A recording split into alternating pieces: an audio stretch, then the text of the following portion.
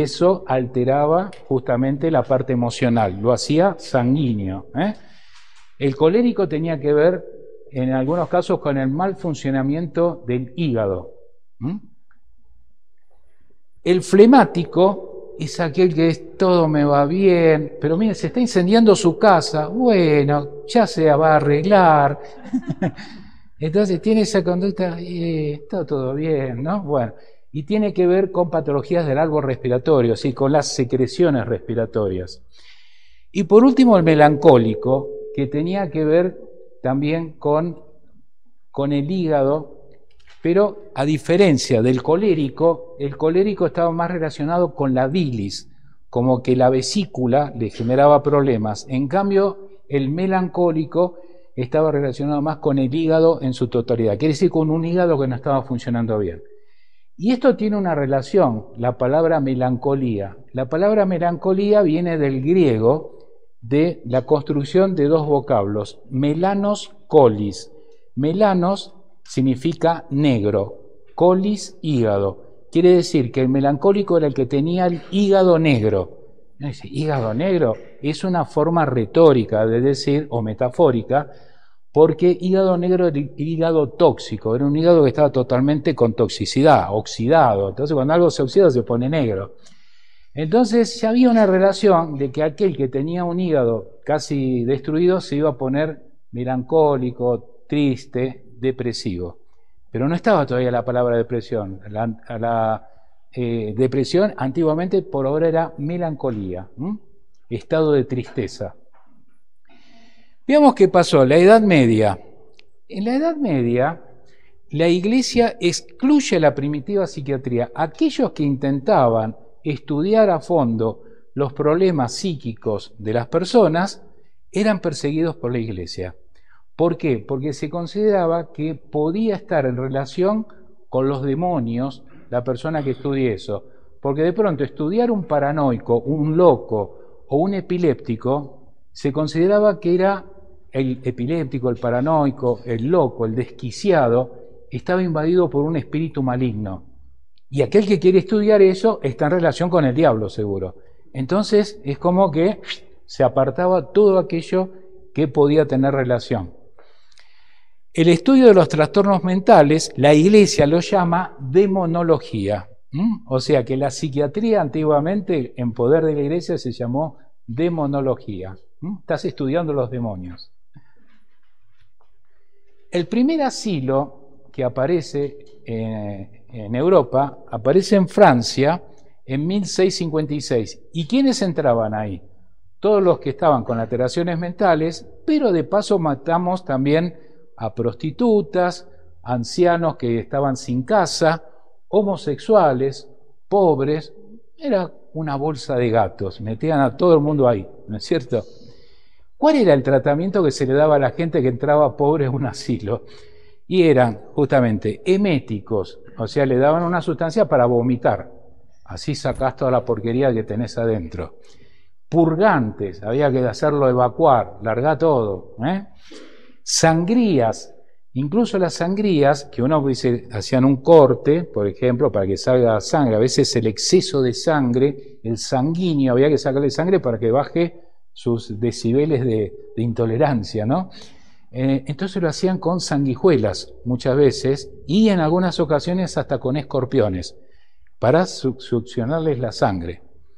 Torturas, tenían que confesar.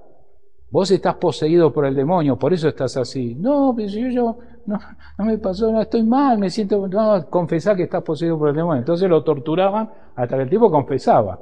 Confesaba que se había robado un banco, cualquier cosa ya confesaban, con tal de que no lo torturen. Y encadenamiento, terminaban encadenados. Hola.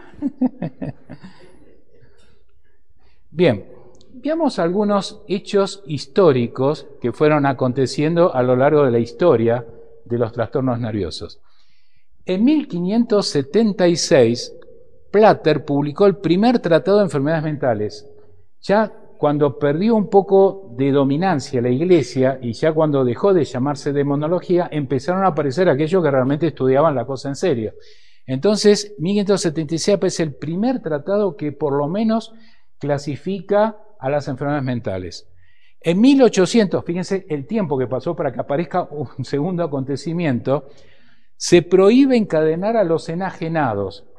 Fíjense, hasta recién en 1800 seguían encadenados. 1845 se describe la enfermedad psicosomática. Aquello que a veces se decía, este está inventando la enfermedad, no tiene nada, está inventando. Bueno, esos eran fenómenos psicosomáticos, se describe por primera vez. 1850 se describe la insanía por hashish. El hashish se obtiene de la marihuana en un concentrado muy alto y el hashish se aspiraba, se fumaba para tener más virulencia.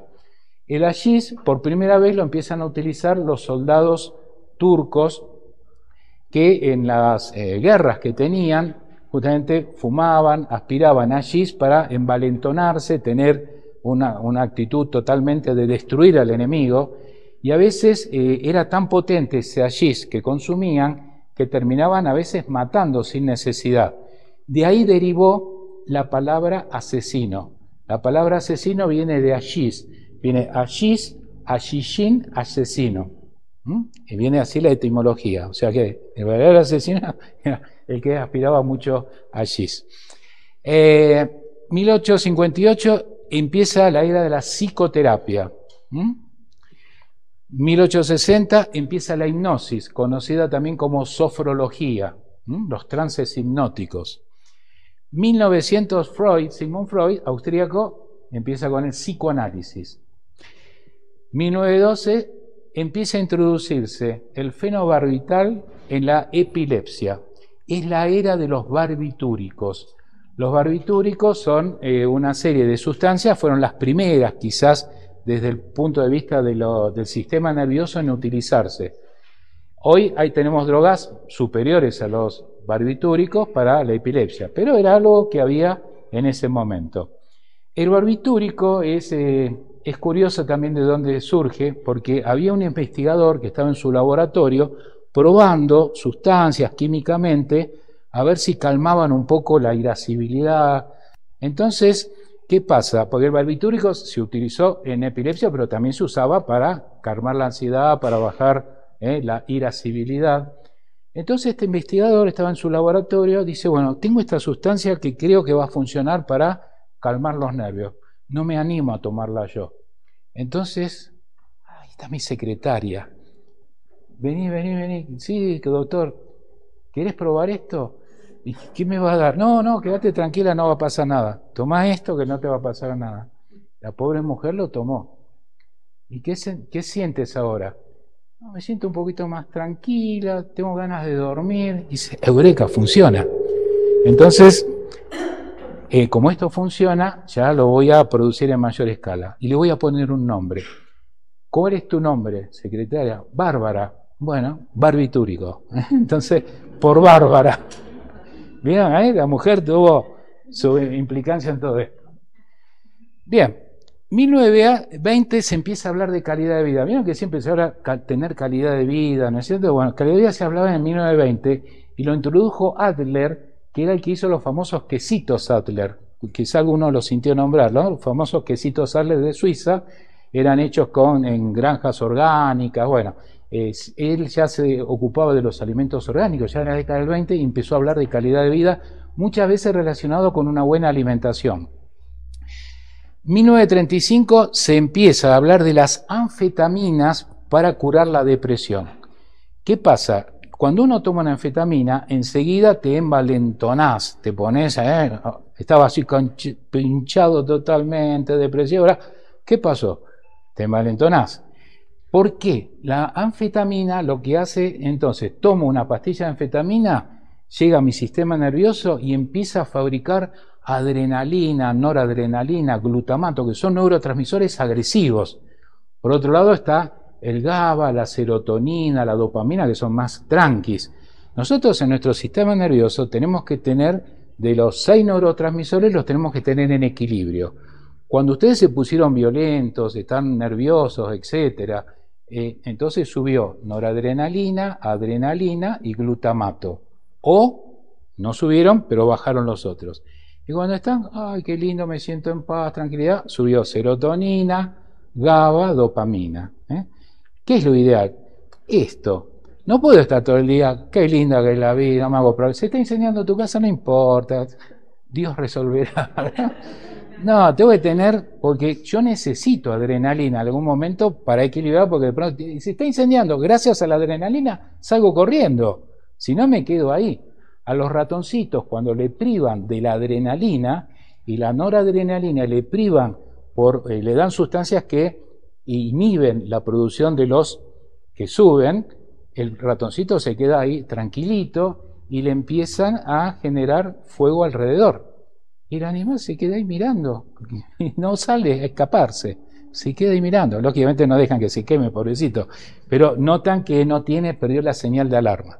Bueno, entonces, las anfetaminas surgieron como generadores de adrenalina, dopamina, entonces el tipo estaba agresivo también. Lo usaban, por ejemplo, en las guerras para tirar bombas, para que la persona sea agresiva y no tenga remordimiento después. Lo tiraste una bomba donde había una población civil, no importa. El tipo estaba agresivo y no medía consecuencias. Pero, ¿qué hace la anfetamina? Agota los neurotransmisores, pum, para arriba. O sea, llega un momento que te quedaste sin adrenalina, sin noradrenalina, sin glutamato, te quedaste planchado y entras en depresión.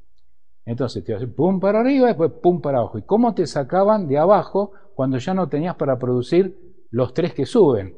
Entonces era un problema eso. Por eso después se sacaron de lo que es sacarlos de darlos como para la depresión, porque terminaban generando depresión. En 1960 aparecen las terapias para manejar la parte emocional de las pacientes. Por ejemplo, si bien estaba el psicoanálisis, que fue la primera, la de Freud, que hurgaba en cómo es tu relación con tu papá, tu mamá, ya te entraba, viste, viajabas hacia el pasado, hacia la niñez. La terapia gestáltica y la que le sigue, que después la terapia cognitiva conductual, terminan siendo las terapias más rápidas para los problemas emocionales. Aquel que no quiere el freudiano, que te va a hacer recorrer toda la historia tuya y te va a tener un par de años dando vueltas sobre eso, sin solucionarte a veces, cognitiva conductual y gestáltica, tac, rápido, en 3 meses te voy a trabajar así fuerte, te voy a hacer sentir un poquito mal al inicio, pero es la única forma de sacarte rápido. Entonces, bueno, cada uno elige. Están los que le encanta el freudiano y están los que le encanta el otro, el rápido. Bien, estos son hechos históricos relacionados con muchas de las terapias. Y después está la historia de los medicamentos. Primero, ¿qué había de droga química antes? Recién en 1853 aparecen las sales de bromuro. Eran las primeras sales de bromuro, que era medio tóxico, pero bueno, te calmabas. 1901, 1902. Fíjense la cantidad de años, tardaron 50 años que apareciera una segunda droga, que eran el hidrato de cloral, el uretano y el sulfonal. Drogas que ya no se usan, son un poco tóxicas también, pero cuando no había nada, vieron, había que meter algo tóxico. 1912 aparece, bueno, la señora Bárbara que ayudó al fenobarbital, ¿no? La era de los barbitúricos. 1918 aparece la valeriana, pero la valeriana ya hablaba Hipócrates, pero aparece en el círculo psiquiátrico para combatir las depresiones de la guerra. Las personas que de pronto te habían amputado una pierna, habías perdido tu familia, entonces para secuelas de guerra se empezó a dar con mucho éxito la valeriana. 1950, fíjense lo que se tardó para llegar a una nueva droga, la mefenecina como relajante muscular. 10 años después aparece la era de las benzodiazepinas, que es el clordiazepóxido, conocido como Librium. Ahí tienen una cajita vieja, ¿no?, de Librium. 1963 ya aparece el diazepam. En 1964 ya aparece el clonazepam, que hoy lo damos a pasto, ¿no es cierto? Todo el que anda medio depre, que no duerme, tiene ataque de pánico, clonazepam con escitalopram. Marido y mujer parecen, van siempre juntitos los dos. Te dan el antidepresivo con el que te tranquiliza. 1987 aparece el famoso Prozac y 1990 ya aparece el Alplax, el alprazolam. Entonces esta es un poco la historia de los remedios. Y fíjense lo curioso que quizás de los más usados siguen siendo los más viejos, ¿no? El clonazepam y el diazepam siguen siendo caballitos de batalla de los psiquiatras. Miren lo que había antes también, para el catarro. El jarabe de heroína para los chicos. Mi catarro ha desaparecido gracias al jarabe. Lo hacía Bayer. Lo hacía Bayer.